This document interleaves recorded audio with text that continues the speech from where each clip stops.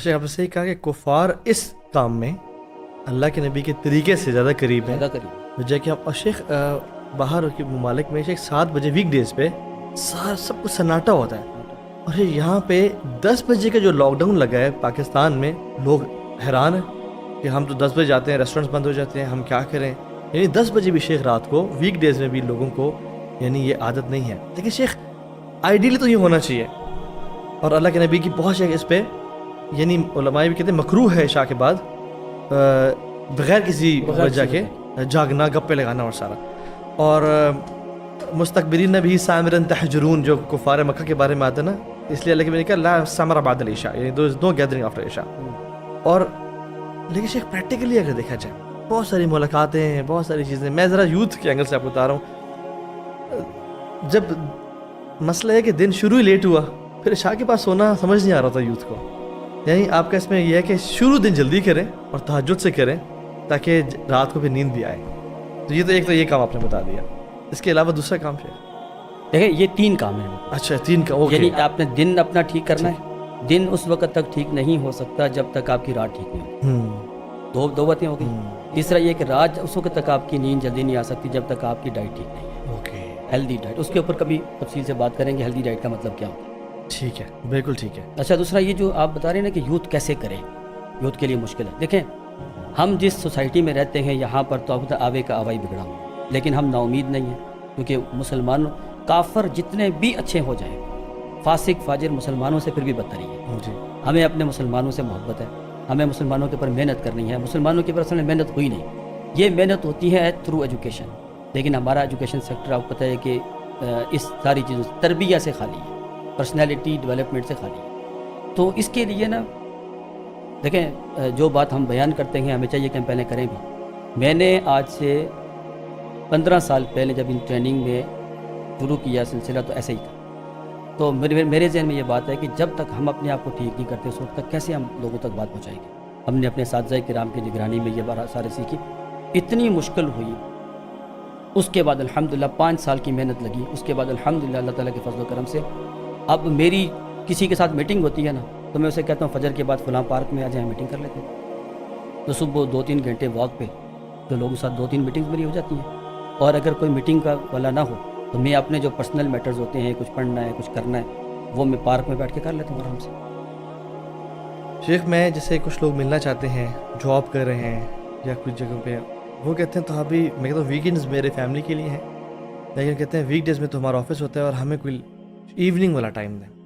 مجھے وہ ایوننگ والا ٹائم اگر مغرب کے بعد ہے تو وہ فری ہی مغرب کے بعد آفس سے ہو رہے ہوتے ہیں. تو اس کو کیسے آپ، اور پھر وہ صبح فجر کی بات تو اگر وہ مطلب وہ اویلیبل اکثر نہیں ہوتے تو فلٹرز خود ہی لگانے پڑیں گے شاید، تاکہ یہ ہے کہ لوگوں کو اس چیز کی عادت ہو. آئی تھنک ہمیں ہی اسٹیپ لینا پڑے گا تاکہ لوگ ہمارے مطابق جو اگر وہ سیریس ہے میٹنگ میں وہ آئیں گے فجر کے بعد. کیا خیال ہے؟ اصل بات یہ ہے نا کہ ہم جب لوگوں کے مطابق چلنا شروع کرتے ہیں نا تو لوگ ہمیں استعمال کرتے ہیں. ٹھیک ہے، جب آپ لوگوں کو اپنے حساب سے ٹائم دیں گے، اگر ویلیویبل کام ہوگا اس کی ضرورت ہوگی تو وہ آپ کے مطابق آئے گا.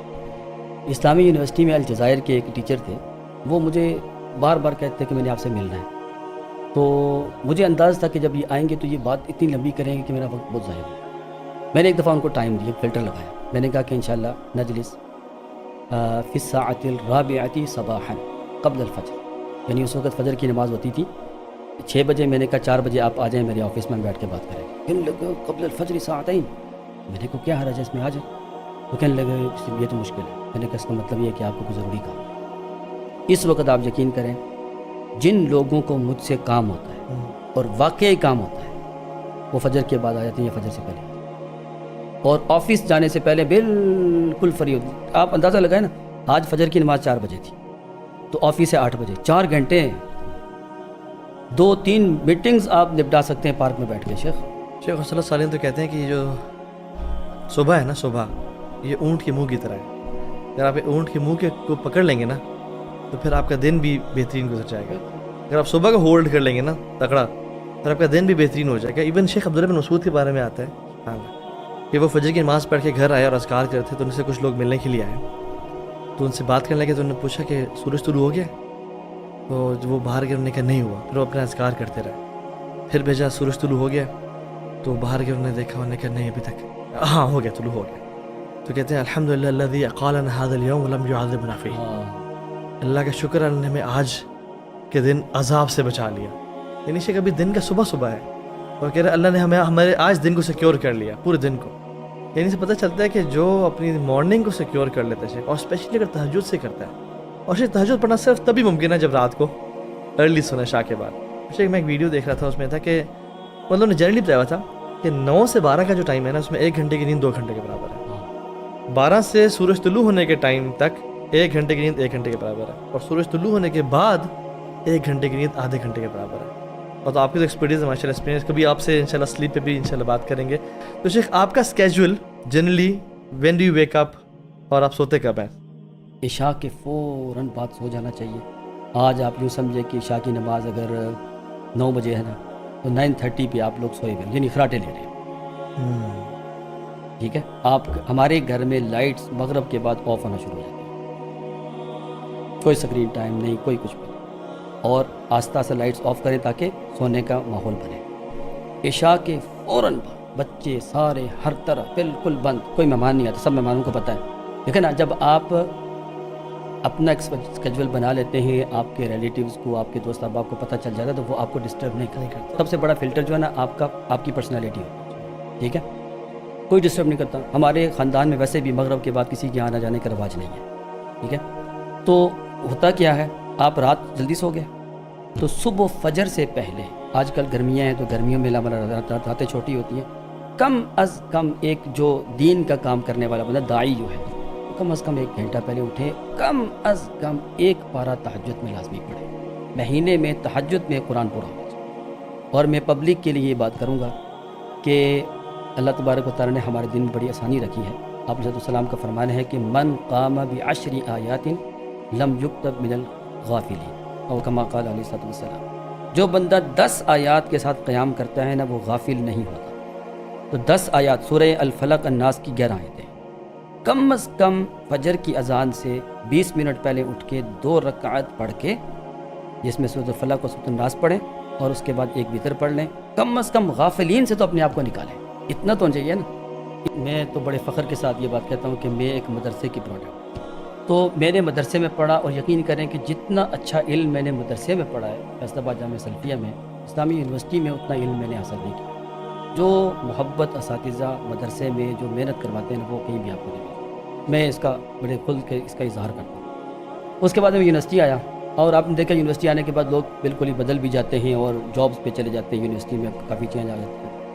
میں نے اصل میں جب پی ایچ ڈی کی نا علم الرجال میں، وہاں سے مجھے اندازہ ہوا کہ ہمارے محدثین بڑے کمال کے، اگر ان جیسا انسان بننے کی کوشش کرے دنیا و آخرت کی کامیابی جو ہے نا وہ اس کے قدم.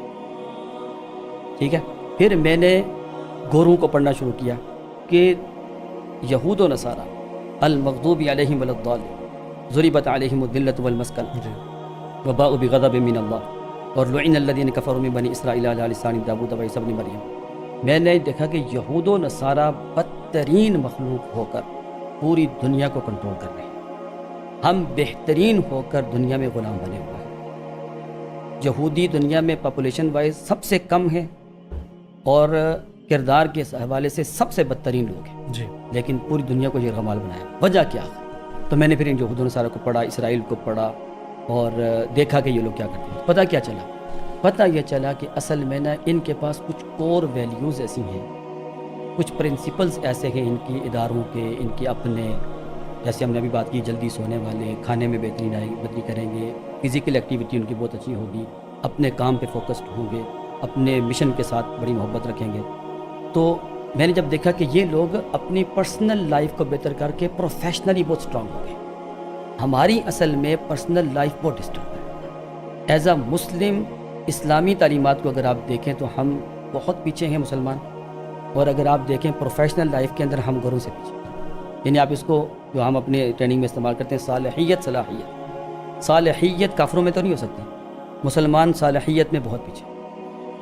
ٹھیک ہے، اب صلاحیت مسلمانوں میں بھی ہو سکتی ہے، کافروں میں بھی ہو سکتی ہے، مسلمان کافروں سے پیچھے.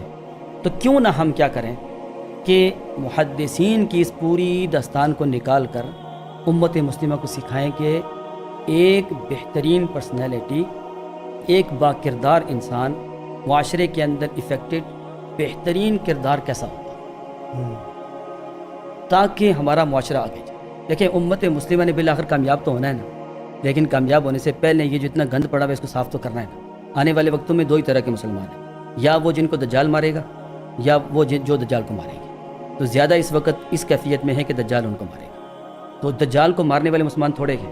پھر میں نے ٹریننگ کی فیلڈ اختیار کی کہ ٹریننگ آپ درس دینے جاتے ہیں نا، بہت کم لوگ آتے ہیں، یا پھر کارپوریٹ سیکٹر کے اندر درس آپ دینے جاتے ہیں تو کوئی بیٹھتا نہیں. لیکن آپ time management, vision, slip management, diet management کے نام سے آپ ان ٹریننگ کو اسلام کا سارا کچھ اس میں ڈال کے اور پریزنٹیشن بنا کر جدید ٹولز اس کو اختیار کر کے لوگوں کو پڑھائیں.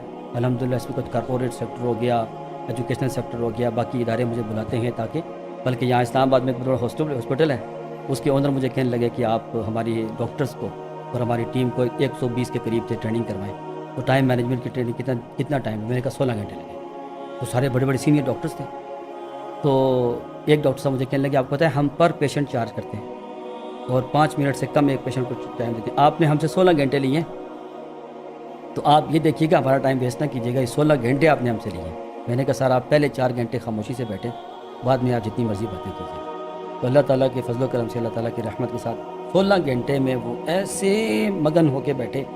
اور اس کے بعد آخر میں جو ریٹرن فیڈ بیک دے کر کے نا، اس میں اکثر ڈاکٹرز نے لکھا ہوتا ہے کہ یہ مولوی صاحب ٹائم مینجمنٹ کا نام دے کر ہمیں دین ہی سکھا. اللہ، اصل تو ٹائم مینجمنٹ، لائف مینجمنٹ دین ہے نا. اصل میں جو بندہ دین کی طرف آ گیا وہ اپنی زندگی کو ٹھیک کرتا ہے نا. یہ وجہ تھی میری اس فیلڈ سے اس میں آنے کی. اور اب میں علماء کرام کو دعوت دیتا ہوں آئیں اس میدان میں. یقین کریں بہت سکون ہے، یعنی ارننگ بھی ہے، لرننگ بھی ہے. ماشاء اللہ. آپ سے کہا کہ کفار اس کام میں اللہ کے نبی کے طریقے سے زیادہ قریب ہے. وجہ کہ ہم شیخ باہر کے ممالک میں شیخ 7 بجے ویک ڈیز پہ سب کچھ سناٹا ہوتا ہے، اور یہاں پہ 10 بجے کا جو لاک ڈاؤن لگا ہے پاکستان میں، لوگ حیران ہیں کہ ہم تو 10 بجے جاتے ہیں، ریسٹورینٹس بند ہو جاتے ہیں، ہم کیا کریں. یعنی 10 بجے بھی شیخ رات کو ویک ڈیز میں بھی لوگوں کو یعنی یہ عادت نہیں ہے. لیکن شیخ آئیڈیلی تو یہ ہونا چاہیے، اور اللہ کے نبی کی بہت شیخ اس پہ یعنی علماء بھی کہتے ہیں مکروہ ہے عشاء کے بعد بغیر کسی وجہ کے جاگنا، گپے لگانا اور سارا. اور مستکبرین بھی سامرن تحجرون جو کفار مکہ کے بارے میں آتا ہے نا، اس لیے اللہ کے نبی نے کہا لا سمر بعد العشاء، یعنی دو گیدرنگ آفٹر عشاء.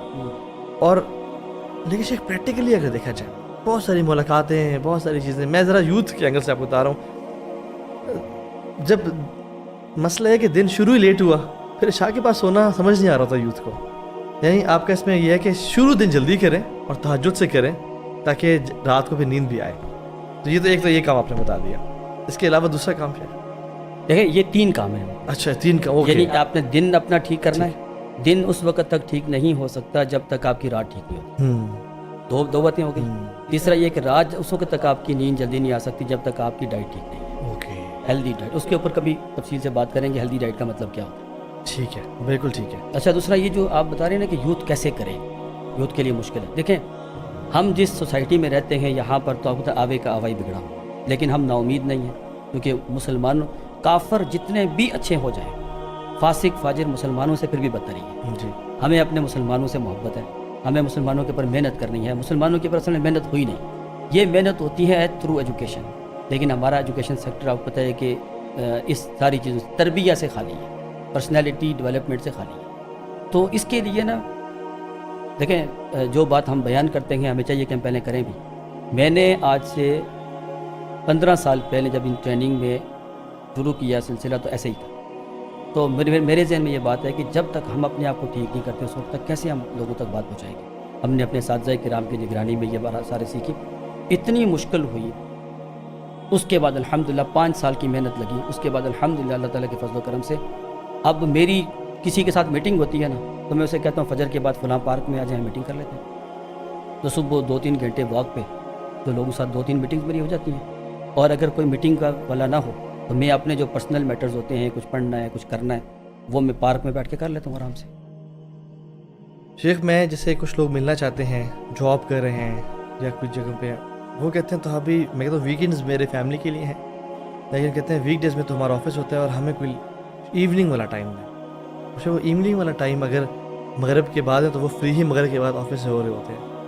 تو اس کو کیسے آپ, اور پھر وہ صبح فجر کی بات ہو, اگر وہ مطلب وہ اویلیبل اکثر نہیں ہوتے, تو فلٹرز خود ہی لگانے پڑیں گے شاید, تاکہ یہ ہے کہ لوگوں کو اس چیز کی عادت ہو. آئی تھنک ہمیں ہی اسٹیپ لینا پڑے گا تاکہ لوگ ہمارے مطابق جو اگر وہ سیریس ہے میٹنگ میں وہ آئیں گے فجر کے بعد. کیا خیال ہے؟ اصل بات یہ ہے نا کہ ہم جب لوگوں کے مطابق ڈلنا شروع کرتے ہیں نا تو لوگ ہمیں استعمال کرتے ہیں. ٹھیک ہے, جب آپ لوگوں کو اپنے حساب سے ٹائم دیں گے, اگر ویلیویبل کام ہوگا, اس کی ضرورت ہوگی, تو وہ آپ کے مطابق آئے گا. اسلامی یونیورسٹی میں الجزائر کے ایک ٹیچر تھے, وہ مجھے بار بار کہتے کہ میں نے آپ سے ملنا ہے.